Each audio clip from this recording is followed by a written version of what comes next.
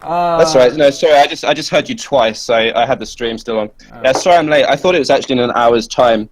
My time differences were wrong, and so I just had to abandon a game. The guy was like, Nice. I abandoned my "Commend." first game in a month or so, or in like 3 months or so yesterday. That's Oh, cool. nice. Well, unfortunately, this is my second. Oh, you are low The priority guy now? was like, my support was like, "Commend Luna for pushing," and then like 10 seconds later, I abandoned. So I Well, guess I'm your not. name's low priority, so I guess that makes sense. I know, right? Yeah. Sorry to hear So that, yeah, man. Sorry about that. no, it's fine. It's fine. It's my fault. I had my cathartic abandon yesterday as well. That felt good. That was a Oh feels yeah. good abandon right there. Sometimes they're just so bad that you Oh just no, I literally was in a low it's like MMR one game option. and my every lane lost and my supports had no idea what they were doing, so I just gave up. Okay, Oh yeah, nice. it's 7 minutes. Okay, so basically moving on from that. Apologize about that, man, but that's just life. Go ahead and what are you here for, dude? Yes, What's man. your MMR? What do we got here? So we have some carry coaching. I'm a relatively new player. I've been playing less than a year. I'm 2K at the moment. And I've been basically my issue is that I've spent a lot of time kind of studying your coaching sessions and stuff, but not all that much time kind of applying it to my own game. Okay. So yeah, my mechanics are pretty bad. I'm just basically just here to kind of check what I've learned. There's some heroes I have a problem with. Some games I find really unwinnable, and for kind of silly reasons. Like it's not something I've ever seen in your coaching sessions before, where I'm in an MMR where literally people don't understand their kind of class roles, and so you'll get far too many people farming. You'll get like an Earthshaker farming your jungle that you need to Yeah, farm when he's got a blink, that and happens in it's 6K too. It's just less yeah, likely. Man, it yeah, happens all fair the enough. way up the board. It can like Um, really kill my game. I'm just sure it happens way more in your bracket than it does in mine. That is pretty Yeah, much how it like goes. to the point where you'll get like a full-on carry in the offlane. And I don't know sometimes how to carry these games. Yeah. So basically, the So way I look at it for you, just as long as yeah, before I even see anything, is the best way to get out of your bracket is to apply the split pushing concepts that I've talked about and the laning concepts simply to mechanically get ahead. Like you mechanically use the lane stuff in lane to win, yeah, and you get that advantage, and then you use the split pushing stuff to be more efficient than the okay, enemy carriers, and then you'll just win on average because you have more farm than they do. And it's like if you put yeah, me in a that makes 2K sense. game, I'll literally be so much more efficient than in the other guy that I'll win 99% of games just because it's that Yeah, drastic of a difference. I So often find in my games like it's more about the individual skill level of the person than the draft at all. yeah, so that's what Where I mean is like in your bracket, counter picks matter, they do, but like way less than just being more efficient.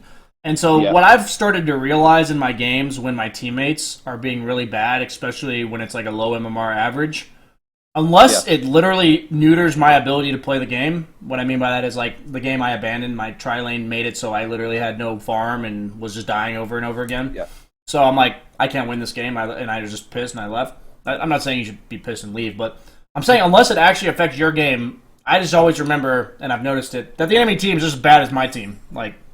yeah. Of Like course. if your Earthshaker's jungling and shit, they probably have a guy doing that too. So Yeah. like on average, right? On average, not Your always. your dead lane thing has like really revolutionized the way I look at carry. Yeah, Like I had no idea how it's to drastic, farm. right? It changes Yeah, yeah, so much, and I that's why I made an entire video on it. And I think overall, I'm not trying to sell out for myself. I think my entire coaching simulation course should change the way people look at the yeah. game. If No, I've seen it. It's really yeah, good. yeah. It's So really good. I feel like all Dota is a mindset, right? You said you've only been playing for a year, so I think Yeah, to some limited standpoint, can already see that like a lot of the mistakes you make are things you don't even realize. So, yeah, go ahead and exactly. give me a replay, and we'll pull it up and we'll check it out how it is.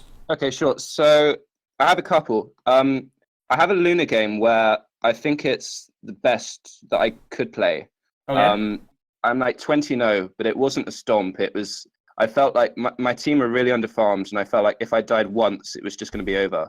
But I didn't, and I can show you that one if you want. Um, Did it's a you win or PL game. lose? We won. Go ahead and show me We it. won at like 40 minutes. Go ahead and show it. Yeah, let's Oh, do you it. won Let's at do it. 14 minutes? 40. Oh, okay. That I heard 14. I was like, I don't know. I don't need to see a 14-man game.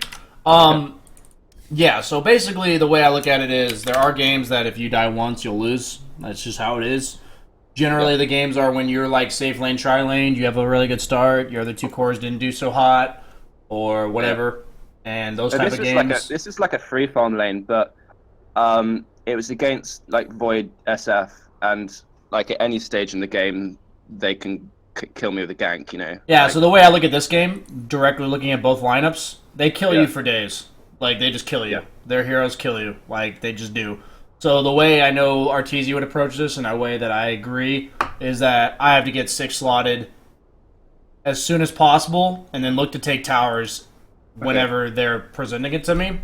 Because this is an example of, like, if the enemy team gives me an opening, I have to take it because they kill me so bad. Like, they just kill me so much that if I don't capitalize on the limited windows that they give me, I can never walk down a lane and just take a tower.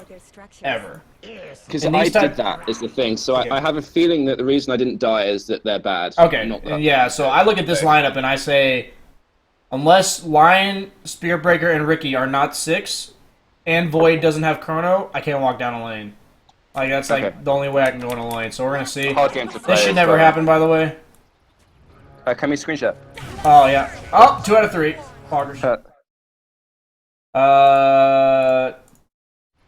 You should always have your TP in your inventory. Like, the cooldown being half is just no reason. Oh, really? Does it half it? Oh, you didn't know that? If it's in your backpack. If it's not in your inventory, every item is double the cooldown. Okay. So, notice... Alright, makes sense then, okay. This is supposed to be off cooldown at 10 seconds into the game, and look at it. You know? Okay. Still missing 50 seconds, so that's why. Okay. This is before the patch, by the way. It's...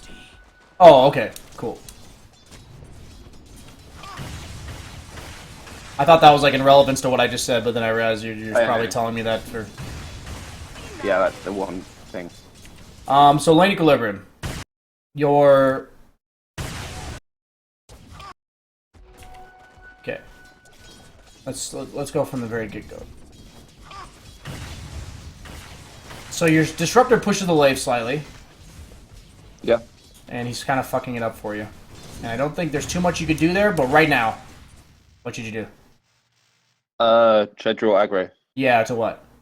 It's the range. Yeah, okay. So your disruptor was definitely the reason this got messed up. I actually don't think there's much else you could do. But you need to draw aggro to your range. The only thing I think you could actually do, despite him actually getting the deny, I literally made a tips and tricks video on this, is in this exact scenario, you take the deny every time. Okay. In the first creep wave, you take the deny every single time because it makes the lane slightly pulling towards you rather than slightly pushing. Because if you take the last hit, notice how you're killing this creep ever so slightly before this one dies. Seems so small. It isn't. That's an extra range creep attack on this melee compared to an extra range creep attack on yours. Okay, and making the lane slightly pushing instead of slightly pulling towards you. It makes a difference. I actually lost the lane because I took that CS over the deny, and so I made an entire, 3-minute video on that subject. It's just, in the current meta, with how important lane equilibrium and creep aggro and CSing, is, and lane equilibrium is only important because it secures you CSing, right? Like, that's the point of it. So that's why it's more important than ever. Is that first CS, it literally decides the lane for what the reasons I've been talking. So he's gone. You should take this time to deny as many creeps as possible. I'm pulling the lane back, which we're not really seeing all that much. Pull the lane back. You don't want to be here, right? You don't want to be here. No. Yeah, so deny. So one thing you mentioned in the past, in the last 7.06, was that at the start of every wave you draw your melee to your range, just kind of because if you do it and they don't, the wave pushes into you. But then you said a couple of months ago on your stream that due to the way the creeps meet now, that actually pushes the wave. Yeah. So I kind of stopped doing that, but I wasn't kind of sure what you meant. If you can elaborate a bit. Yeah. Yeah, I'm thinking of how to answer. So the one time you should pull creeps now is when you have 2 range. Like I showed you. That's still 100% correct because you're trying to, that does effectively pull the wave back because you have 2 range. And it needs to be done like right away, because if you wait too long, your creeps are gonna their creeps are already gonna die by the time you pull them. It's not necessarily that it pushes the lane. It's like just a disadvantageous move for the person in control of the lane. It's something you should do when you're not in control of the lane, because if you're in control of the lane, you want the melee creeps to all be near each other, so all you have to do is control like a 100 AoE area. But if you're not in control, you want them to be separated, so you're forcing the other guy to make a decision between denying you or last hitting. Yeah, if you're in control, you want all the last hits and denies as close as possible, so you can get all the last hits and denies. But if you're not in control, you want them to be separated, so the other guy has to choose. Right? That makes sense? Yeah, that makes sense. So it's not necessarily that it pushes the lane, but it's that it's surrendering control in a lane that you already have control if you do it. Because like you're effectively making it so you're going to deny off your own range, and he's going to maybe deny off his own, or you're only going to get the last hit with no deny. You know what I mean? You're separating the objectives. That happens sometimes. Like we'll just trade denies on the range, and I feel the only time you can really ever do that is when the other if the offlaner drags creeps to his range, you should probably drag to yours too, because if you don't, then it pushes. And in those circumstances, I even made a tips and tricks video on what you can do if you're in control of the lane. You can purposely draw aggro off of your own range when it's below half, and then go contest his. Did you see that video? Yeah, I did. Yeah. Yeah, so that's something you can do as a response. It's one of those things that I've just I could do each game. It's just I don't notice it in time. Yeah, man. And you said mechanics. You'll get better. Just knowing it's there is all I can really do for you. The point is that's what you do when you're in control, because the reason you're in control is you want to be able to get as many last hits and denies as possible. So there's a lot of creeps that are getting to half health. So in this circumstance, are you happy with where the lane is? Not really. At what point exactly, scenario, not only like location in the lane, but everything I've emphasized, what does the lane need to be doing, and where is it that you are happy with the lane equilibrium? It should be a bit further back, and it should be pushing into me a bit. Okay, and at that point, you're happy? Yeah. Okay.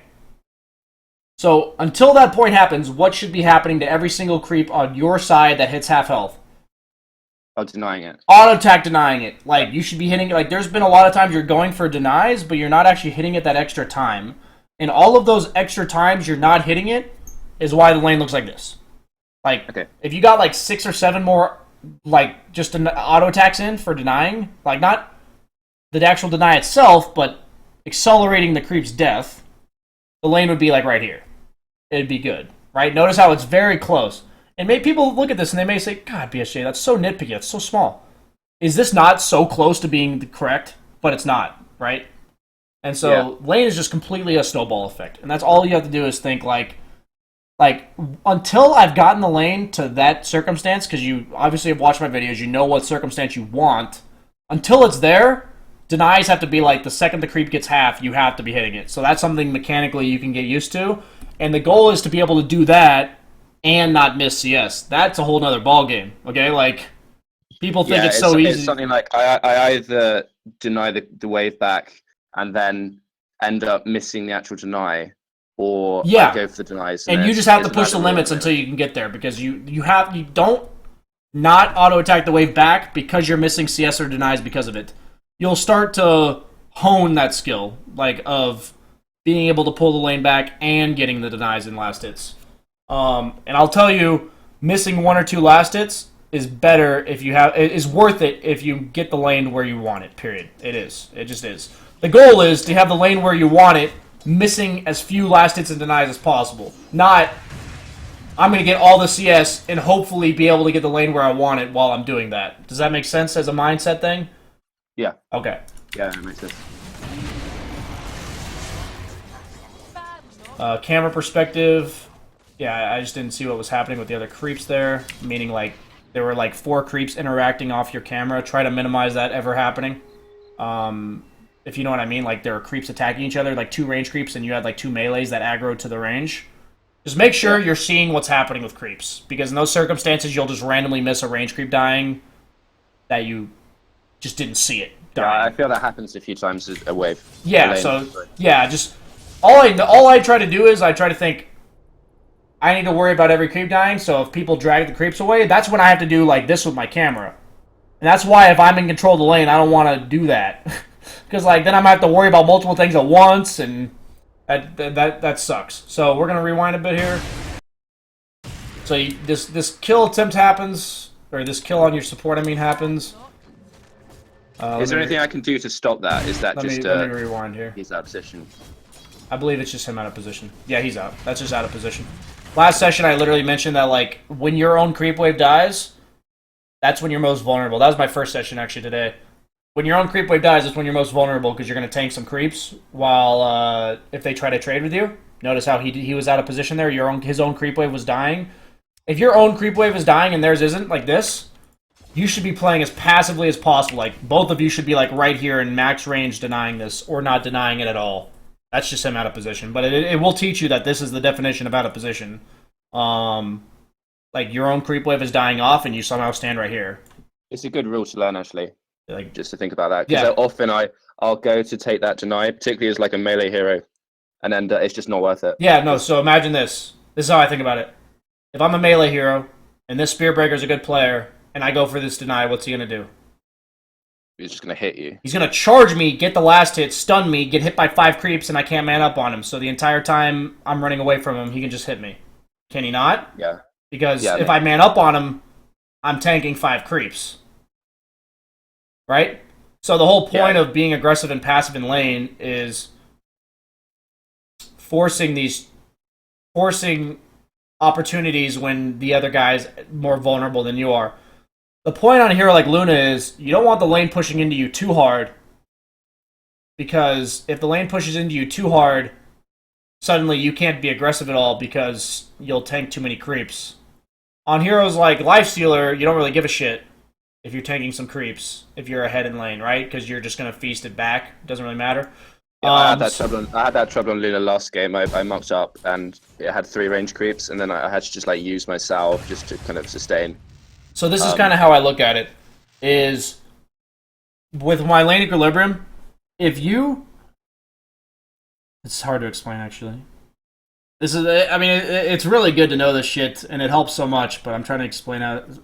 If you have the lane right here, and it's even, and nobody does anything, where will the lane be 3 creep waves from now? If it's even, and nobody does anything. Pushes back into me, doesn't it? Why?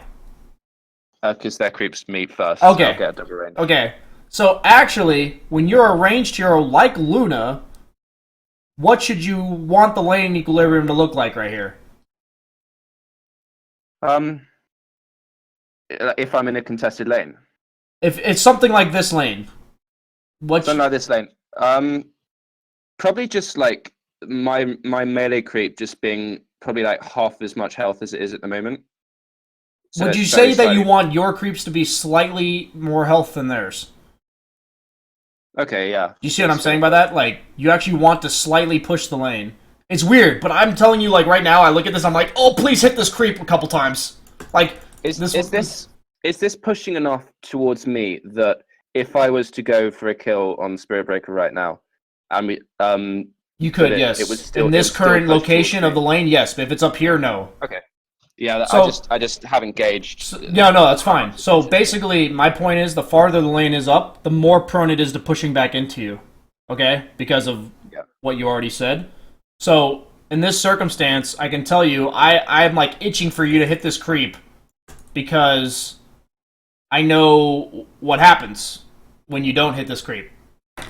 And it's this. Listen top.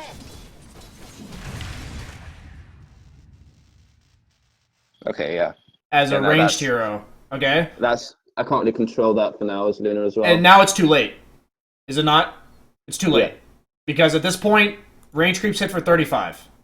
And they attack 1 every second, okay? When I say 35, it's because they're piercing damage. So piercing damage does 150% damage to creeps. So it's 35 damage from range creeps, okay? So they attack once every second for 35 damage. I attack once every second and 1.25 seconds for 65. So, quick math, I do about 85 damage to their 35. So if I'm attacking the entire time without moving, I'm going to be pushing the creep wave 50 damage every... Or sorry, no, I attack 1.25 seconds. Sorry, I'm thinking about the opposite way. I actually do 4/5, so it'd be about 50 damage. About 50 damage compared to the 35. So I'm pushing the creep wave 15 damage a second if I attack it constantly. Okay, like literally not moving. Like I'm just A-clicking. I'm pushing the wave 50 damage a second, or 15 damage a second. At this point, you cannot stop the lane from snowballing towards you. You see what I'm saying? Like you actually, I have this as Luna a lot actually. yeah, and you actually can't stop this at this point. It's more forgivable on heroes. Like I play a lot of Jugg, and that's okay because you can just like crit. Yeah, and lower base attack time and quelling blade, and all that kind of stuff, right? You have more creep wave manipulation on those type of heroes. Yeah. Than you do on Luna. So, and also on Luna, you get punished for letting it push into you more because you can't actually afford to tank creeps. So the point is that I pointed out to you that you can know this is going to happen based on where the lane's going to be. You actually can know this because of the next creep wave getting there.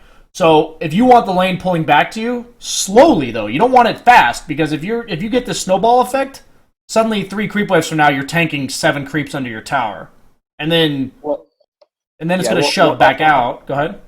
What often happens in this situation is they'll, like, if they're any good, they'll start going aggressive. Yeah. And my only play to get CS is then to draw aggro to my range. Yeah. Which then means that it pushes even further. Yeah, exactly. Yeah, no, that's correct.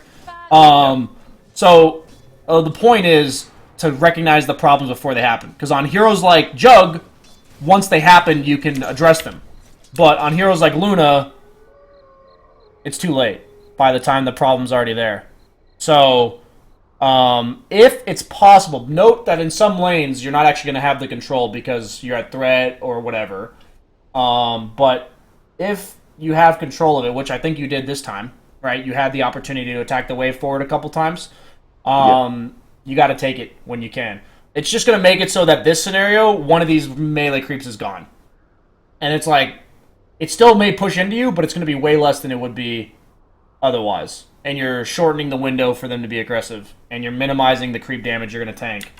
And so, like, this whole time, the wave should, like, none of this back and forth shit should be happening. If you're not under threat, attack, attack, attack, attack. And I always attack the lowest health creep if I can. Why? Well, it just does, because it's the quickest way to eliminate damage. Yeah, you're just killing the creep, right? You're like, so, like, it's the same idea as why I'm denying the lowest health creep when I'm denying, because I want that creep to die, so it stops dealing damage. So, like, there should be no lingering back and forth unless you're scared, here.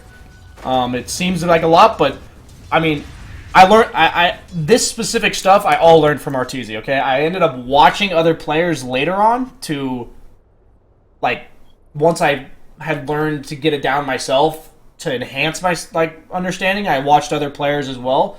But I basically noticed when I was watching his stream that he was virtually never doing anything. Or that he was virtually never not doing anything in regards to the lane equilibrium. So this is something I've asked in a coaching session before, and you may know because you seem very knowledgeable so far. Does it benefit me to kill the creeps off on both sides as fast as possible? If it does, why? Yeah, because it means that you can you have more room to just do stuff. Okay, cool. It gives you more downtime, like, to potentially look for kills, maybe go to the side shop. It means that if there's less creeps alive, you overall have a higher percentage control of the lane, right? Because the creeps are dealing less damage. So I just noticed that. I noticed him doing that, and I didn't really understand. I'm like, why would you bother to do one auto attack back and then one auto attack forward? And then I realized that if all the creeps are dead, I have more time to be aggressive. I have more time to whatever. I can do whatever I want, but, like, as long as the creeps are dead. And so I've noticed that, like, you want the lane to be as equal as possible at all times. And on certain heroes, it's also an important understanding to know how much out of control you're allowed to let it be. Like, on Lifestealer, if I'm super far ahead, I really don't give a shit if there's 4 enemy range creeps. I'm not going to miss a kill for it. Like, I'll make the creeps aggro me. Why? If I go for a kill. Why would I make the 4 range creeps aggro me when I go for a kill? Because it causes your wave to push. Well, if I don't aggro them, what happens? Oh, then it just goes under tower. Yeah, it's just going to shove my creeps, so while I'm going for a kill, I'm just going to miss CS.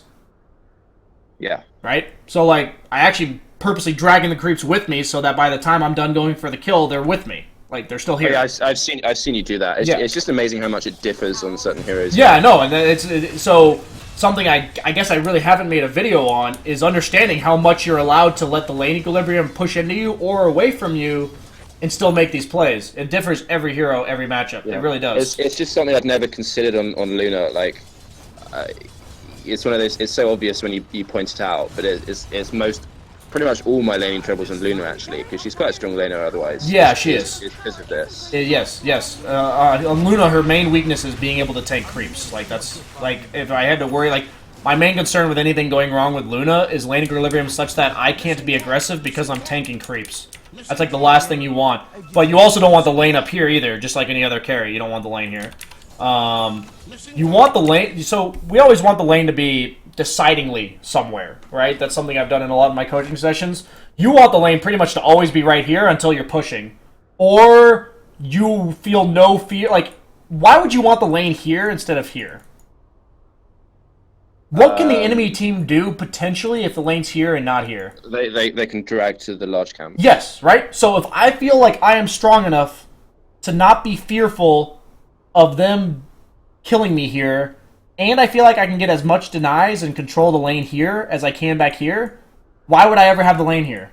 Yeah. You know what I mean? It sets it up for them to possibly do this. So when you see me on Lifestealer, a lot of times using him as a perfect example because he's very good at this, and Ursa and stuff, you see me all the time playing up here and like running at the guy, and like I'm not sitting back here because I'm strong. But like if I'm Luna, I should be back here as long as I possibly can. You know what I mean? Like, you are always at threat of dying as Luna, almost every game. Like, there's very few exceptions to Luna where you're not at threat of dying.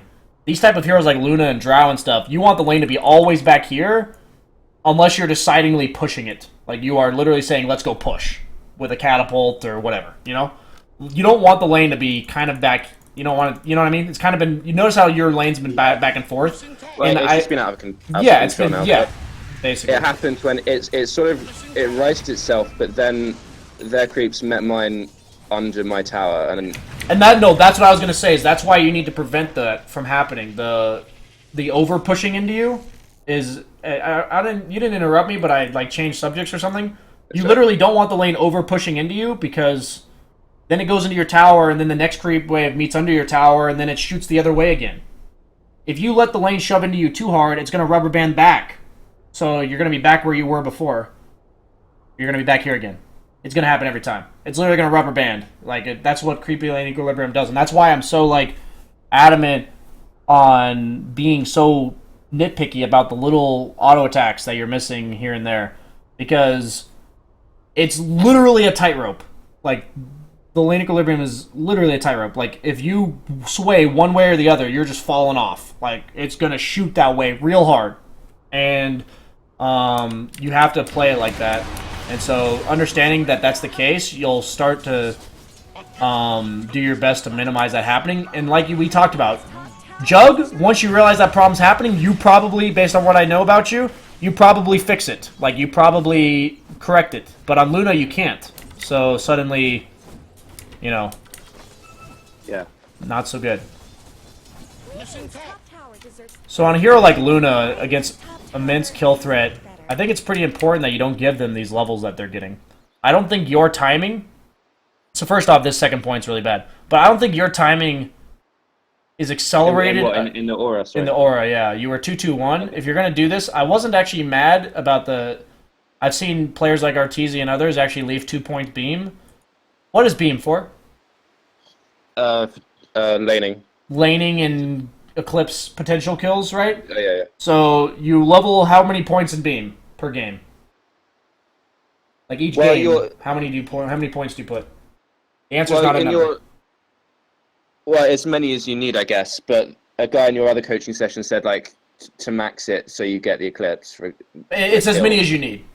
It's as many as you need. Sometimes I'll oversimplify things to make sure people understand, but that's not the case here. So, long story short, Yeah, I'm saying no offense to the other people, but you seem to understand, or at least have watched a lot of my content, so you like I can talk to you in terms of things that I already know, or that I've already said. I mean, um, so in this case, the way I look at it is that your landing ability is beam, your farming ability is glaives. The only time I ever go a second point in aura is if we're like try v try, ever. That's sometimes I still try. I still try not to do that.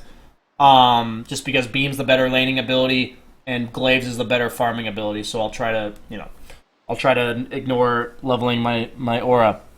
But the amount of efficiency you're getting before morbid and like glaive max is so minimal compared to giving a Ricky free farm under his tower.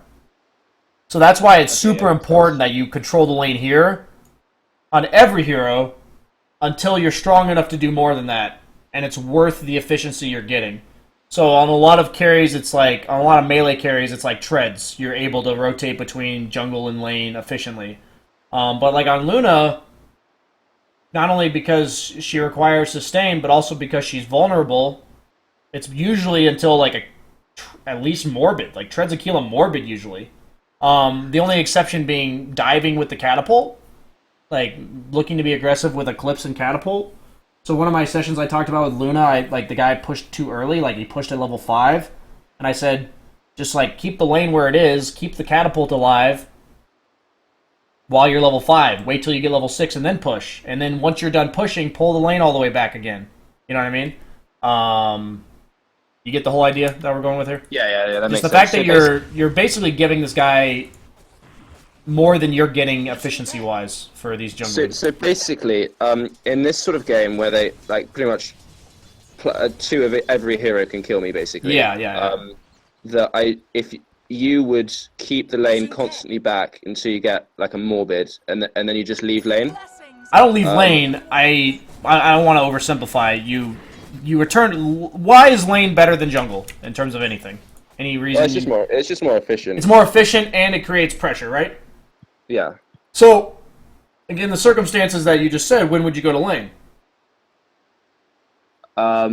When you were safe. Yeah, when you're safe to do it. So you literally just say, in every specific game, this one's a little scarier, but it's like, if you see 3 or 4 heroes on the map or Disruptor sitting behind you, Spearbreaker can't kill you with Disruptor sitting behind you, right? He's just going to get glimpsed. So, like, just recognizing when you're safe, why, what heroes and stuff. So, I don't want you to say to yourself, I'm never returning to lane. I want you to say, I'm recognizing that the only reason I'm not going to lane is because I'm not safe. So I'm going to think specifically when I go back to lane. So, like, right now I see 3 bottom. Even though Disruptor could be farming this, I want to push this tower.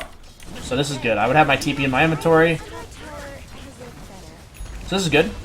I mean, like, this is a reactionary, you see people on the map push. Maybe that wasn't your reasoning, maybe it was, but that's correct for that reason.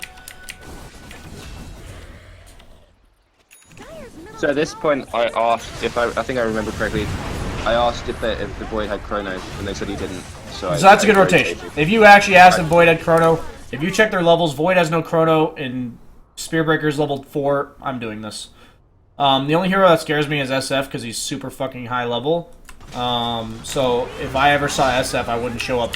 This is almost directly because of SF not playing his hero to his strengths that this works. This is a thing that this rotation business, like, sometimes it goes really well, sometimes it doesn't. But I try and think about it every game. But because I'm really new to it. Basically, it sounds weird, but it's quite exhausting in a way. I'll kind of come out of a game thinking, Christ, I'm fucking exhausted from this because it's just.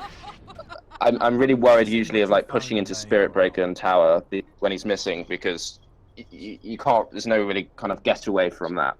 And yeah, just rotations generally like that. Sometimes they go well, sometimes they don't. I'm kind of learning generally how if they don't work, then it's usually fairly obvious why. But yeah, my point that I guess is like that's expected, man.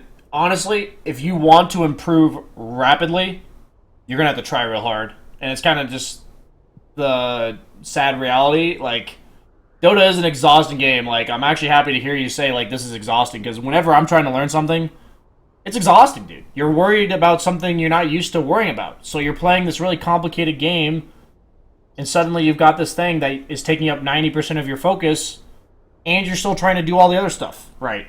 And what all that ends up happening is it over time, as long as you focus on these things like lane equilibrium. Remember that one time before it pushed into your tower, I literally said you should be hitting this melee, or sorry, when it's like pushed out towards his tower and it's like even, and I told you what's gonna happen to the lane, and it, like you should be hitting the melee. It's like, for me, it's like a subconscious trigger. Wherever the lane is, I know what I want it to look like exactly and why. And like, I don't even have to think about it. I literally just know what I want it to look like, and then I make it look like that without even having to think about it. It's like what's so nice, but also kind of difficult about Dota is that if I did do that like 3 auto attacks, like my game would look so different. Yeah. Oh, I mean, it's beautiful, but it's depressing at the same time. Yeah. For sure. No. But the beautiful thing about this is these lane equilibrium control things and like rotations. Like I always use lane equilibrium examples as examples. Like I try to say this in a lot of sessions. It's because the lane's like a 2v2. So if you can't make the right choices in a 2v2, you're not going to make the right choices when you're starting to involve all 5 heroes. It's just that simple. Like, honestly, Every decision is an extension of the landing stage. It's just like the landing stage, everything's a bit, simplified because there's less heroes in the game that you have to concern yourself with.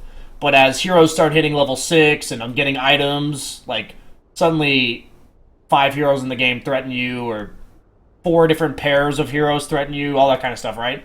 Suddenly that level 5 or 6, or suddenly that level 6 lion's a threat when he wasn't before. You know what I mean? Like, you didn't have to worry about him previously, but now you do. It just gets more complicated. But the point is, like, if you start thinking about these things like you are, I mean, you said you've only been playing a year and you're 2K, so that's a good start, and you clearly have grasped the concepts based on your answers to questions. You've grasped the concepts that I've been talking about, and like, I'm not trying to be rude to the last guy that I coached, but for people here to understand, this is the drastic difference for people who have watched my content then get coached. And I'm not trying to flame him because I told him he should go watch it, and I feel like a lot of the stuff that he didn't know the answers to is simply because he didn't like hear ever about these things. And it's clear that you've done some homework prior to this session. I'm one of these people that just I think you said you're similar, is that I don't like starting things unless I know what I'm doing. Yeah. And I don't like doing anything unless I feel like I'm good at it. Yeah. And so the trouble I have in Dota is that I'll watch a bunch of your coaching sessions and I'll think, fuck, I'm gonna do all these in a game. And then you'll like come out with something new and I'll think, shit, I've got to learn that as well. And then I've got so much to think about. It's got to be one thing at a time, man. I'll tell you right now. Yeah. If you got to just say, like, my point is, you should spend the next 25 games where your only concern in the fucking world is lane equilibrium and creep aggro. Where, like, you are getting better at lane equilibrium and creep aggro. And then what will happen is, it doesn't mean you're done with those things. It's not like suddenly you don't have to worry about those ever again. The point is you can like start moving on to other things, and like you need to constantly drag your way up. Like bring your creep aggro and lane equilibrium to 5k level, and then you'll still be only 2.5k or whatever. I know that sounds crazy, but like honestly, if you're keeping the lane equilibrium that I've talked about, that's honestly like 5-6k equilibrium level. Like that will function in a 5k 6k game, assuming that the rest of your skills then came up to that level too. Okay. It's like the point is we want like your MMR is simply your average understanding of every mechanic and matchup and skill in the game, right? That's all it is. It's an average. So if we can like drag one thing at a time to a super high level, that's the goal. And it really is like the earlier on in the game is, the easier it is to do these things, right? Like this next rotation, this first rotation that you make, you say like sometimes it works, sometimes it doesn't. I'm still working on it. Like, I mean, it's much more complicated. So we want you to just know that as long as you're thinking about one thing at a time, and then you feel certain that whatever that is above the skill level or bracket that you're playing at, move on. That's basically how I look at it. Like this, I feel like my lane equilibrium is way better than the average 2K player. Okay, we'll move on. But until then, make sure we focus on that.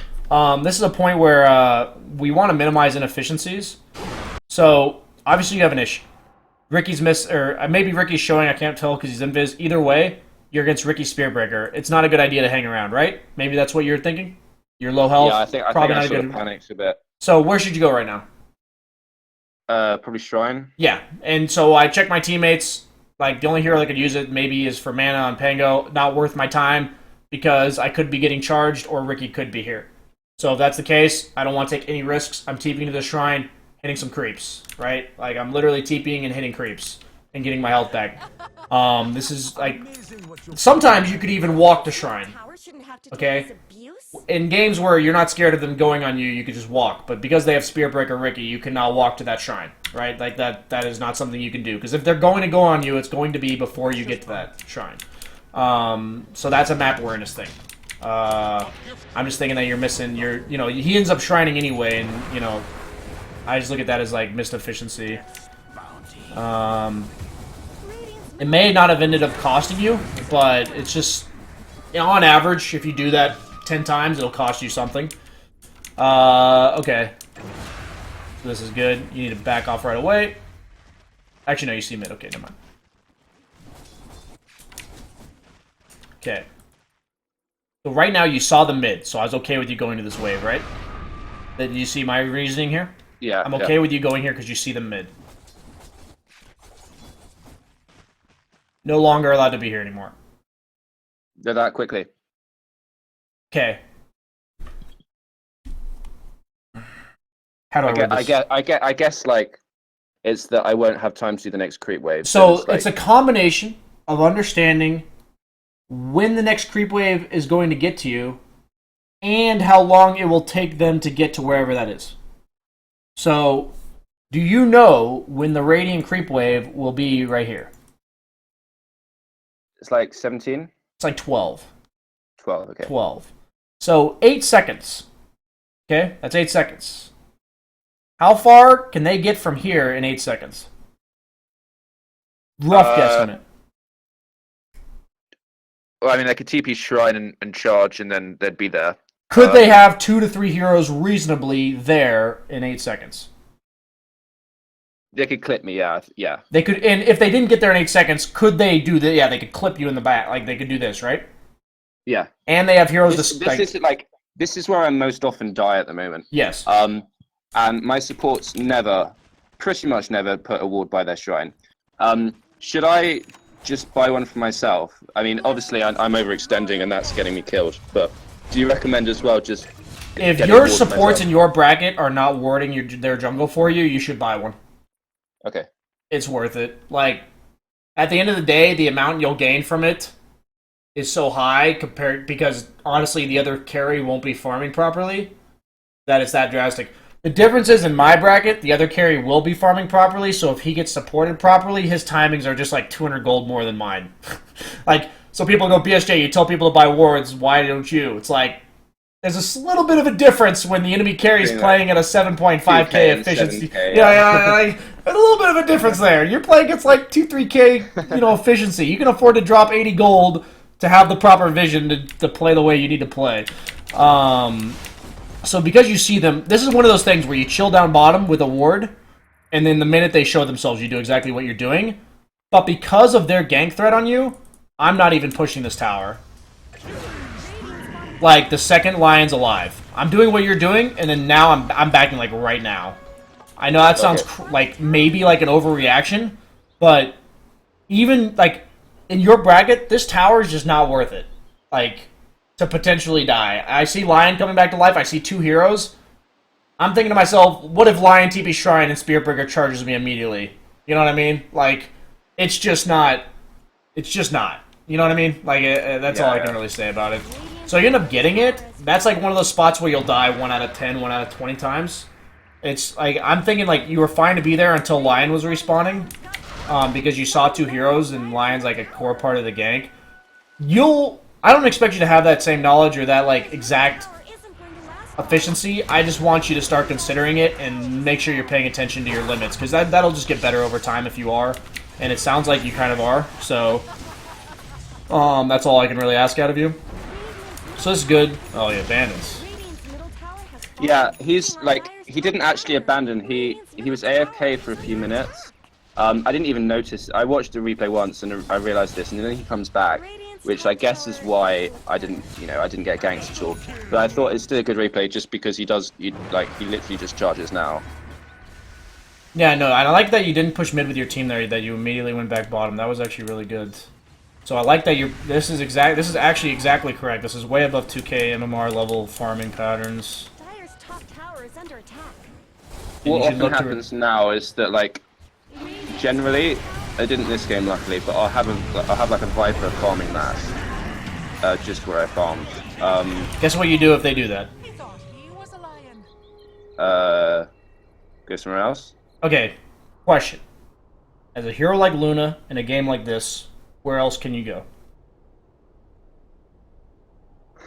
Nowhere that feels safe. Okay, really. so what do you do? Do I just like follow them around? Farm party! Like, literally, you say, dude, this is my farm. If you take it, I'm just gonna sit here with you. Like, if they, like, you... I'm telling you, like, that may sound toxic to the average player. You have nowhere else to go. That was actually perfect farm patterns for, like, the last minute and a half. Yeah, like, that was actually perfect. That's exactly what I would have done right after you took mid tower. Like, this is... I'm telling you, as a 2K player, like, I guess it's just limited time that you've been playing. You're way above 2K in terms of farm patterns. Way, way above 2K. The fact that you pushed in bottom, left the minute you pushed it in, farmed this out, saw a fight happening and TP'd to it, that's like 5K. I'm not even like exaggerating. That's way above what I would expect. Like, you decidingly showed up to a fight, used your ultimate, pushed a tower with the team. Like, this can only be better if you fucking make your way back bottom after this. I actually didn't want to go to this at all. This Oh my god, happens this is a lot. beautiful. Thank you. That TP top, like, this is something that people in my bracket do a lot, and obviously they don't know the dead lane stuff, and obviously I don't know it that well either, but they're obsessed with the top lane. Yeah, and they they'll love it. constantly try and push it, and it's like, if I don't show up, they're all gonna die. If I do show up, we might get a few kills. I feel like what happened was like the best we could have got, and again, I feel like I could have easily died there. I mean, the Shadow Fiend yours to creep, for God's sake. So, like, was that okay, TPing shot there? That was good, yeah. Okay. So I'll rewind, I guess, to talk about it more. I approved of it, so I didn't really talk about it, but if you're actually making a decision that's correct, but you're not sure why, then that's worth talking about as well. The trouble is, like, I'll do that, and then, say, like, 30% of the time, we'll just 5-man wipe, and I'll lose. So, here's how I look at this fight. Your entire team's there, you have all of your ultimates, you have vision there, and what else is there to do here? And just push the wave, really. Do you, like, but based on what you see on the map, do you want to go push bottom? No, they're all missing. Is there any camps to farm? Is this any safer than this? Not really. No, Okay. They have to get through there. So that's why I go to this fight. I at least show up and see what happens, like, meaning I don't, like, just run in, like, Rambo style, but, like, my goal in this type of fight is to show up after it's already started. But I want to be teleporting before it's already starting, because I have nothing else to do here. Like, you TP'd at exactly the right time, because there's no other creeps to kill. Like, you killed all the creeps and then went top. Like, it's not something I thought about. I guess it's just a coincidence thing this time. yeah, so this is actually a really good decision making, because you killed all the stuff down here, there's nothing else for you to do. These are the type of fights that you can actually show up to. And like I said, don't go charge in Rambo. Like, don't just, like, say, hey guys, let's go push this tower. You're literally here to be behind your team and farm. And if something happens, you show up to it. Or you decide whether or not you want to show up to it. And if you do, you go. If you don't want to do it, what do? You don't want, if, like, you TP here and you see a terrible fight, what are you going to do? You just run back. You just make your way back. Okay. Like, but the point is, the reason why you don't mind going to this fight is there's literally nothing else for you to be doing here. You see, like, what else is there to do? Yeah, it makes sense. Yeah. There's nothing else. So, this is a great time to TP, because you're simply leaving yourself with a choice to farm your way back here, or actually be a part of the fight. And so, if you did this before you killed these 3 camps, I would say maybe it's a little hasty. Especially in your bracket. At higher levels, if the team's making a call, you should probably skip the camps. But, like, in this bracket, I'd always stick to... Notice how you look to go farm, and then your team forced the fight. And this is... Yeah, this is so good, actually. It's so patient. I'm like, honestly, it's really good. Like you're like It's just because I really did not want to be here. that's exactly the mindset you should have though. Is like just don't walk in and die. That's like the only thing you're not supposed to do here. So notice how like you actually had the discipline to not chase after that guy. That was actually really good. I'm not even trying to suck your dick here, dude. Like that. This is actually way above 2K. Like if you're actually 2K, thank you. It's nice to. Yeah. If you play like this consistently with your decision making, you will go like 20-0 and 20 like every single game in 2K bracket. Like that. This is why players like me can play in 2K and win 99% of games because it will look like this every single time. You will make that exact decision in terms of farming and then rotate top and potentially take a fight. And notice, but you left yourself with a choice. Like, you didn't just charge in and fight. You, like, sat back and let the fight come to you. And that's exactly what you want to do here. Because you were correct to say, like, I don't want to fight, necessarily, but I've got nothing else to do. That's the point, is you've got nothing else to do. So the last thing you should do is do nothing. You know what I mean? So show up here. Yeah. These are the type of times where it's correct to farm around your team because you don't want to be elsewhere and your team's possibly doing something. So, worst case scenario, at least just farm near your team. So if something happens, you can decide to go there. But if not, you're still farming. Like, Okay. But in the other examples, the reason why I didn't want you to be top was there was something to do down here. And now you took that fight. You should make your way back bottom for the exact reasons we've already talked about, and you do. So this is like legitimately exactly what I would have done in the last 3 minutes. Well, it's just your dead lane stuff. That's what's kind of helping me with this. As I said, my reasoning for going top there was like, if I don't go, my team's gonna form and wipe and then like flame me. Yeah. And I often in my bracket, I don't know how it changes as you go higher up, but essentially it's all about fighting. Like people just fight constantly, and that's how games are decided. This is, you know, they'll pick some really greedy lineups, take a bunch of really bad fights, and then if you farm properly and do the rotations you're doing, it'll look like this every single time. Okay. Literally every game will look like this. Like trouble is this like we're 3K above, but I'm like 5K above their top net worth, and then their 3 cores are well above mine. I don't know is that like a playstyle thing on my part, or is that then literally just not? This is being you bad? doing your job. Okay. And I would say that this play here is actually over aggressive. I would not do this. This is feed. You see what I see on the map? Yeah, nothing. This is feed right here. Like this is 25% chance to throw the game on the spot. Right here. Okay. You should farm this. Wait for camps to spawn. Are you eager to join your team right now? When are you eager or ready to join your team? With Eclipse, so I guess I am. Oh, BKB, okay. Okay. So, until then, you are not forcing anything. There's something safe for you to do, you do it at all times. Like you did it at the top. That's why it worked, because you farmed all the safe shit, nothing else to do. Like, you saw wards on the map, so you knew there weren't other people top, so by default you knew there could be people bottom, so you didn't want to go there. If you had, like, seen what was happening top, and you saw, like, 4 of the enemy team on the Ancients, or something, you should probably go push another wave. In that, like, 18-minute example, right? You should go push another wave real quick, and then maybe go look. You see what I'm saying? In that case? But you didn't see anybody, so you had no idea if they were all bottom or not. And if you go bottom and they're all there and your team's all top, you're just dead.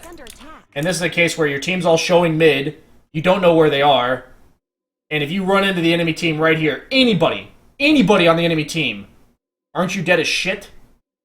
Yeah. Anybody with a stun? Anybody with a stun? You're dead, right? So these are the type of things that, these are the spots you want to avoid. And notice how you end up backing off anyway. Like, you'll learn, like, most of the time what it looks like is you'll either die or you'll be forced to back off. I would have definitely farmed this area. I would have farmed this camp at 2250, farmed these 3 camps, then farmed these 2 camps, then made my way here. That's what I would have done there. And the point is you're trying to be as efficient as possible. I don't mind the fight that occurs here, but you definitely gave them a bit of a window to kill you. Definitely should go Ancients there as efficiency thing. Try to keep in mind the timer. It's something that, if you haven't played enough, You'll just get Yeah, better I at if you know. pay attention to it. That's like another little thing you can get used to, but remember, don't do too much at once or you'll just overwhelm yourself. This is very good, though. Exactly what you're supposed to be doing and how you will solo carry every single 2K game for you and chat. Exactly what you're doing. I'm kind of seeing now, sort of this is a game where if I did die once, it's really hard. Yes. And I do struggle against heroes like Spirit Breaker. I know you say then, like, in higher they're just not very good. But, yeah, I guess it just punishes this sort of thing, doesn't it? Where you just, you're just out of position slightly and then just charge you. If you keep the lane in like this, I know the guy abandoned or whatever earlier, but if you push the lane like you have been and then you back off to a safe spot, they're like only killing you with like coordinated smokes that you didn't read. And if you get coordinated 4-man smoked on in 2K bracket, okay, maybe you'll start to learn stuff. That should only start happening around 3, 4K maybe. It's not going to happen. It's hard to even get my teammates to do that in 7K. So, like, if the enemy team's doing coordinated smokes and shit in 2K and your team's this, like, sorry, man, that looks like a loss. They'll take the L on that one. Okay, yeah. In this case, I think that tier 2 was very minimal, and I almost certainly would have roached. I'm recognizing to you that if your games are looking like this, that nothing's more important than an Aegis. Like, literally nothing's more important. Because one death will throw the game. Like, not necessarily throw the game, but the game's gonna be way harder to win with the one death, okay? Like, it's just how it is. I'm really bad at Roche, actually. I had a game as Void the other day. I was like 9-1, and we took Roche, and then they just, I think it was like an Earthshake or something, just blinked in. I died to a sniper, fed him like 1,500 gold, and we just lost. This is a spot where I would immediately run mid, because my Pango's going top. I would immediately run mid, push that out, and then hit Roche. And the only reason I'm willing to hit Roche in a game like this is because I have a ward on it. I'd be a little scared of like Void contesting me and chronoing me or something. But if these are his items and you have a ward on it, I'm just gonna do it. If Void and SF pull it out of their ass to smoke and contest you a Roche, but these guys dead, okay, got me. Like, they're just not gonna do that. Okay, like, yeah, okay. Like, I want you to think about these things, but at the same time, like, in your bracket, play smart, but, like, what I've seen a lot of even professional level players in professional level games is they'll dodge smoke ganks, but there are games where they're literally just like, unless the enemy team's all missing, they're just like, prove to me that you're going to smoke on me with 3 heroes, because otherwise I'm going to have to play like a pussy the entire time. And so what I mean by a pussy in this case is that you're so strong, take whatever fucking objective you want when they're dead. In this case, you chose tier 2. I think it should have been Roche, is my point. Notice how you were strong enough to take an objective? I think it just should have been Roche, is what I look at. Just because that Aegis is so valuable. And you should definitely go Roche now. Okay, you do. I think to myself that if I get the Aegis while they're dead, I'll 100% get these tier 2s. But if I take the tier 2s while they're dead, I'm not 100% getting Roche. That's kind of how I look at it. Like, the tier 2s don't lead to Roche, but the Roche leads to tier 2s. So I want all of it, so I'll take the one that leads to the others first. Kind of thing. Yeah, makes sense. So I think this game's basically over at this point. Like, we just sort of clean up. I guess this fight happens. That didn't go too well for us. Nope. All this is good. Okay. I have another session, so we only have about 15 minutes max to wrap it up. So you have another game for me? So yeah, so basically I feel like that's a game obviously where I had a fairly free lane. Yes. And I do much better in those lanes than I do in some games where mostly I'm against dual lanes. And in my bracket, it's sometimes really hard to predict what lanes are going to be. Yeah. Simply because, like this game, for example, I just want to focus on if there's anything I can do here, because I'm against an offlane Dro Nature's Prophet as Jugg Lich. And they took our tier 1 at 4 minutes. and I'm 1-9-2. It's just a bit grim. And Sorry, go ahead.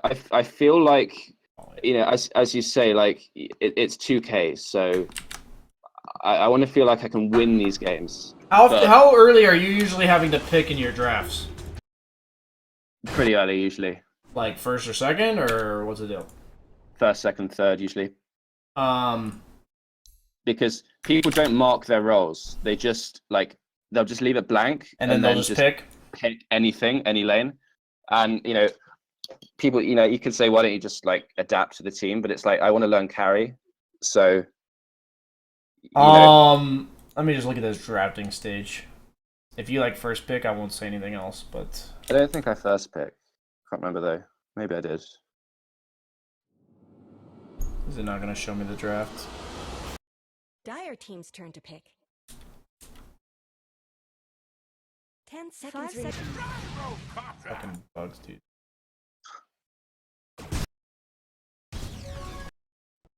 It's your turn to pick. You obviously did pick early. Radiant team's turn to pick. So you see I guess I Gyro. did. Okay, for the record, Drow is really good against Jugg. You know why? I actually didn't know that at the time. Is it just that she does a lot of damage, or is it? Yeah, Jugg is like it's immune to okay. magical damage and is weak to physical, and Drow makes his whole team to fucking shit ton of damage. So. Oh yeah, of course. So yeah, of course. Yeah. So the minute I see Drow, okay. So my goal would be if I see Drow Prophet kind of thing. Okay, so if I saw Drow or Prophet, what is their lineup going to do mostly in terms of damage? Right click. Okay, so what hero? Name your favorite. Name your favorite in that case. I know exactly which one I'd pick, but Terrorblade's my favorite carry. I wouldn't really pick Terrorblade there. Because honestly, with the new weaknesses, he's kind of vulnerable to getting harassed a lot in lane. Yeah. I guess Troll. I'm not very good with Troll. Troll. But, okay. Troll's the hero I picked right there. I mean, you clearly your only limitation's time, as well as I don't know how much. How often do you play Dota? I have about 700 games. I'm saying, like, in next week, how many games will you play in one week? All right. Usually, I spend a lot, as I said, I spend a lot of time kind of watching your stream and stuff, but I only play like 1 or 2 games a day usually. I've been playing more the last few days. I've been playing like 4 or 5. I highly recommend, if you possible, I don't know what your life is, but if possible, say you're going to play 10 games a week, that you play like 2 days consecutively, 5 games each day, rather than 1 game or 2 every day of the week. I just think that's what I usually do at the moment. Yeah, I just think that, for me at least, especially these mental things, when I'm learning something new, whether it's a hero or a concept, focusing on it for like 5 hours in a row is just like, it's huge. Okay, for me. That makes sense. Because I don't have many games. I don't have many games on my carries. Like Terrorblade's my most played, I think, with like 50. Okay. And I'm only just starting to like, and now he's nerfed a lot, but to kind of get used to him. Jugg, I've got about 25, I think. Okay. And I generally like him because, you know, he can solo carry, and, you know, he's good with most drafts usually. But yeah, I guess like this lane was basically unplayable. I don't know what to do. Okay, no, I got you. I can already see what's going wrong here. So, first off, quiz time. Is Lich a good or bad lane support? Like, is he a strong laner or a weak laner? He's weak. Okay, how weak? Scale 1 to 10. 1 weak, 10 strong.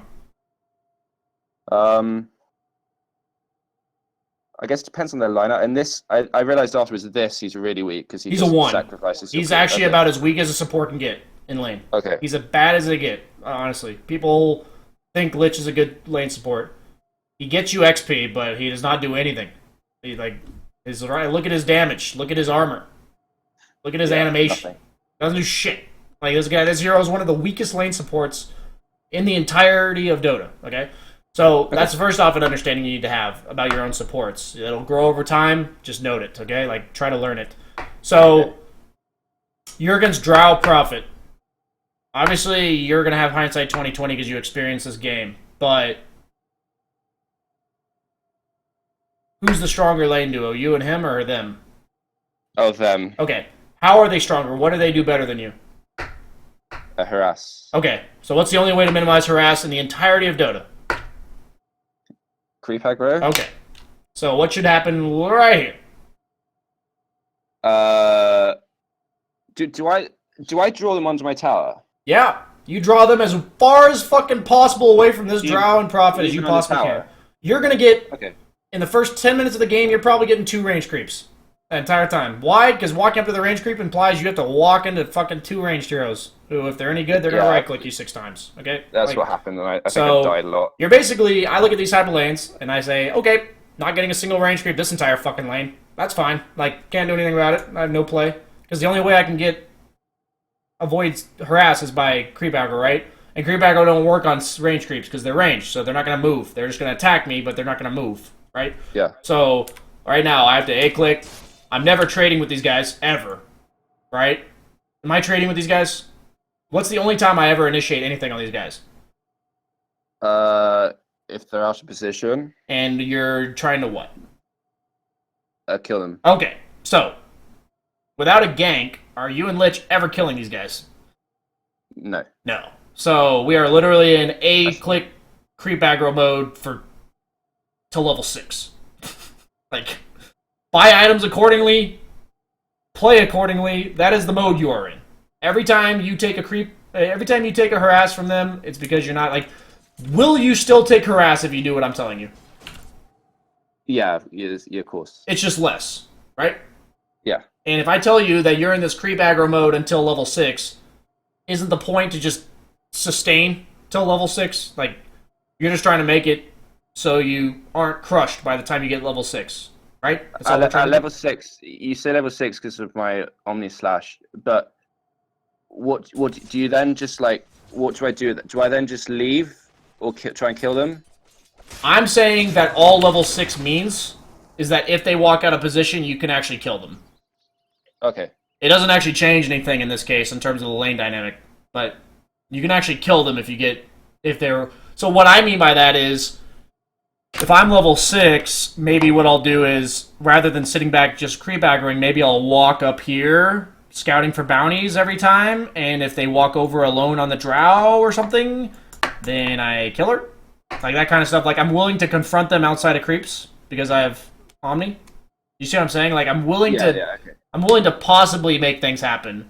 Until then, no trade favors me here. So, in lanes where trades don't favor me, first off, this won't ever occur if you creep aggro like I told you to. This is position right here. Because you're dragging it under your tower. But in lanes that I'm talking about, are you allowed to go for this tonight? No. Okay. We talked about that in the last video, or in the last replay. Yeah, this is what happens when you do it. Okay. Creep aggro, creep aggro, creep aggro. A, click, A, click, A, click, A, click. Why am I A-clicking them into my tower? Why am I pulling the creeps all the way into my tower? You're just not getting them otherwise. And isn't this lane naturally pushing into me? Based on the heroes they have? Yeah, of course. Based on their heroes, right? And that's something you'll learn, is certain heroes naturally push the wave. Beastmasters, Legions, Prophets. Because you mentioned a lot about lane equilibrium, how it doesn't really matter in dual lanes. Yeah. And because of that, basically, I'd say about 90% of all lanes I'm in are dual lanes. Okay. And they have been ever since I started playing carry. Okay, here's how I want you to re-envision it, okay? Just making sure we are on the same page. Lane equilibrium does not matter for shit if it's making you lose the lane to preserve it. Like, imagine in the Luna game, if you were preserving creep at equilibrium, wasn't it just fine? Weren't you, like, fine to just hit the creeps at will? Right? You had the ability to do that? Am I right? Yeah. In this lane, if you do that, what's going to happen to you? I just get right-clicked. Yeah. So do you have the ability to control the lane equilibrium? No. No, you don't. Period. That's what I mean by dual lanes. It doesn't matter because usually, I guess the only thing you can do then is what you said is pull it into tower. I just didn't think about that. yeah. At all, So but- I'm telling you in these type of dual lanes, the reason why I say lane equilibrium doesn't matter is I'm oversimplifying something to people. The reason why it's that way is because you can't actually do anything, and if you try to do lane equilibrium things, you're just gonna get right clicked, and then you're gonna have no health. Like, Yeah. it doesn't matter if the lane's near your tower if you're just getting dicked on. Like, it just doesn't matter. So, that's just one of those things where you have to do the creep drag. Here again, drag. Okay, you're trying to. That's good. I'm pretty bad at it. Yeah, I mean, you just gotta get better, right? That's all it is. Yeah. You're doing it. That's actually pretty good. Above 2K level, for sure. Okay. Obviously, you could be better, but not... But most 2K players don't even know creep aggro exists. This is a hard lane, though, and it's only harder because of what we talked about, you just not really knowing the approach to these dual lanes. And I tell people, how do I get... My answer to the general question in chat, BSJ, I struggle with dual lanes, what do I do? And I'm like, creep aggro. End of discussion. There's obviously more to it than that, meaning like every dual lane you need to handle creep aggro differently, but it's the only way. If you're the one at the disadvantage, the only thing you can do is creep aggro. That's just all it is. That's the only thing. This is literally your only choice. BSJ, what are my other options? Nothing. Okay, cool, moving on. It's just like one of those things where you don't have another choice. So this is great. You go to the side shop when you have that rare opportunity. Creep aggro.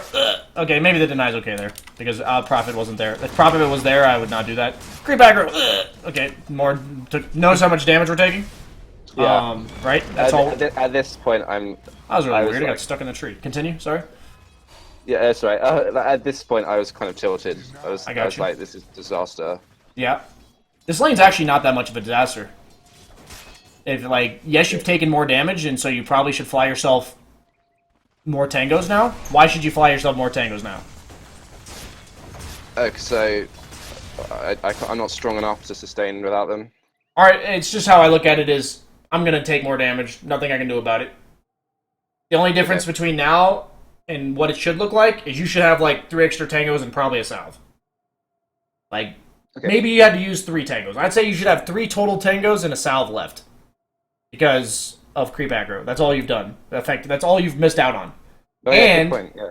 because of the fact that you're not dragging creeps into your own tower, this is what happens. If you're at the advantage, actually, yeah. if you're at the advantage in a lane, what are you planning to do with that advantage? Push the tower. Okay, so if you're at disadvantage in the lane, what do you got to minimize? Them pushing. Them pushing your tower. So if you can't physically walk up and push the wave, the only way is dragging it into your tower, right? Dragging creeps into your tower. Creep aggroing them into your tower. Because if you can't manipulate it, it has to be your tower. Nothing else for you, right? So, and this is a lane where if I do that, and then the lane pushes out to here, let's say you don't have a lich, and then you feel like you can't walk up into lane, what do? Oh yeah, that's when you. Is that when you single pull? Yep. Nailed it. Okay. Cool. Yeah, that's not something I do. It's something I've heard you talk about recently, but yeah, again, it's The like, point you is, can't there do is that a play for everything. Like, there is a play to make. For all these type of lanes. The only issue with dual lanes that cause issues in lower brackets is you guys don't know what to do about it. So, and as you've already mentioned, you just don't know what to do. So I'm presenting to you like the decision tree that occurs in these type of lanes. The point of the dragging into your tower is everything I've mentioned to you.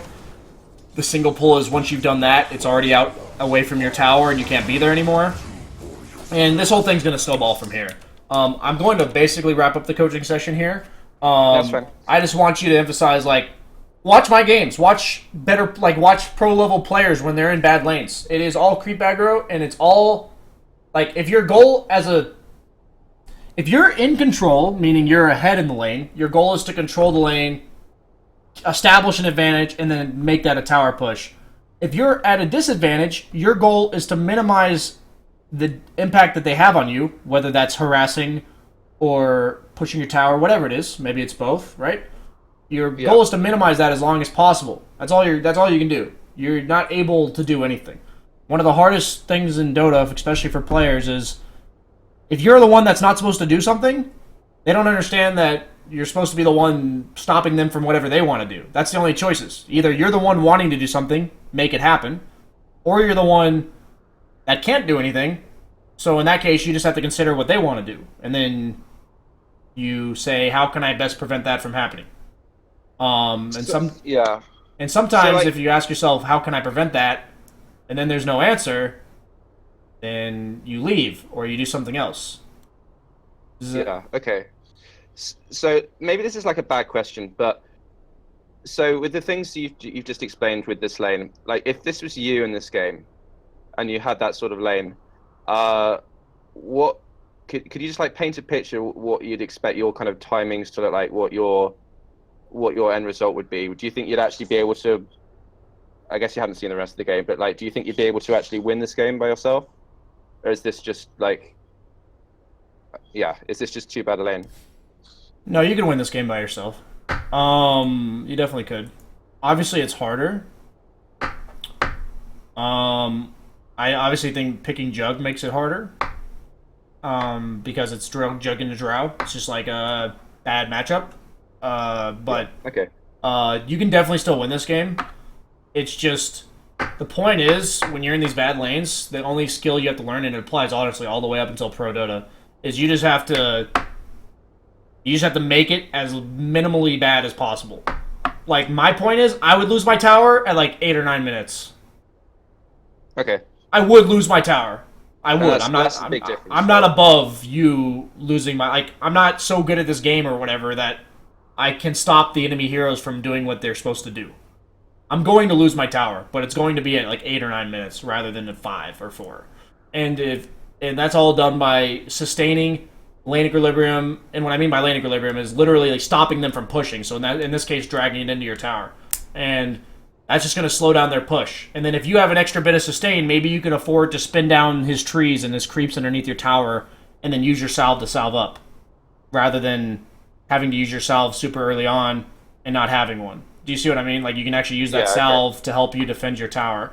And that's just like something where, you just get better at it. You just get better at that over time. One last question, if it's right, if you have time.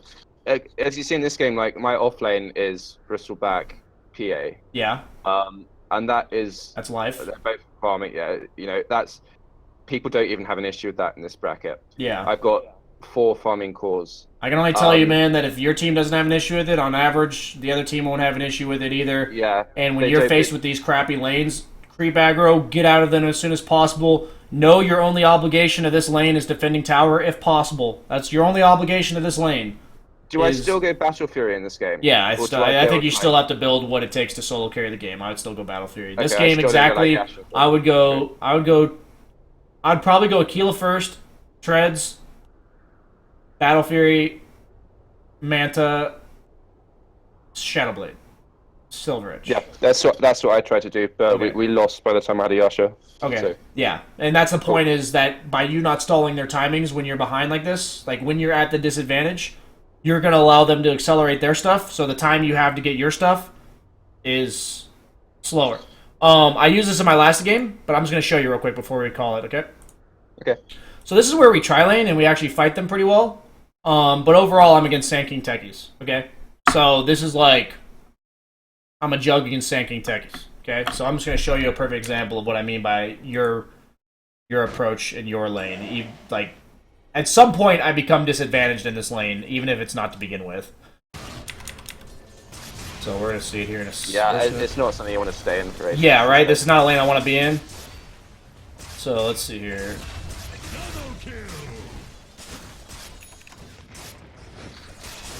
Notice I do control the wave when I can, right? That's very important.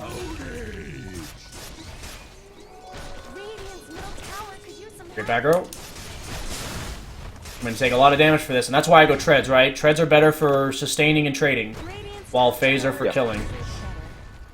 That bomb is really fucking annoying. But okay, where does it get to here? My supports are eventually going to leave me alone. But in these type of lanes, aren't you just going to be sitting under your tower the whole time? Yeah, that's of course actually not really doing much, is he? Yeah, I mean, it's okay if he's here, actually, because he has nothing else to really do, but I don't want him here. Like, It's not something I need him here, but if he has nothing else to do, I don't hate him being here. But this is what the lane's going to look like. And all you need to do is minimize anything you can. And notice how I actually took a rare opportunity to spin on top of that SK to get her ass on. I'm not doing that to kill him, right? It's just like, if I can make him use some region of his own, he can be less aggressive on me and stuff, right? So, whenever they're gone, I'm not helping my support. I'm just pushing the lane out. And then I'm backing off. I creep aggro away from my catapult. I see the Sand King's busy. I don't mind this techies. I have a healing ward. I have treads to sustain. I actually end up killing techies because I get level 6 right there.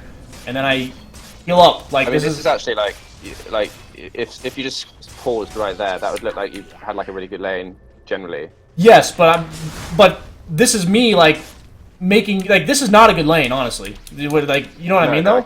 And my point is this is not going to be good, and it's going to cease to be. Like, look at this. This doesn't feel good, and I immediately leave. And like one of my supports used shrine. I thought I had a shrine available, but like notice how my only obligation to that lane is going to be coming back to defend. Obviously against Drow Nature's Prophet, your only battle is to defend your tower, right? Like that's all they're going to do. They're going to harass you out. But I'm under the same spot, so like I see my tower getting taken, I come back. But this doesn't feel good at all. But I'm just stopping them as much as I possibly can. I'm not going to do anything else here. And so this is like a little decision that I know you wouldn't make, right? This right here. Get the fuck out, but spin down their wave. That delays their push by 30 seconds. Big deal. No, These little... point.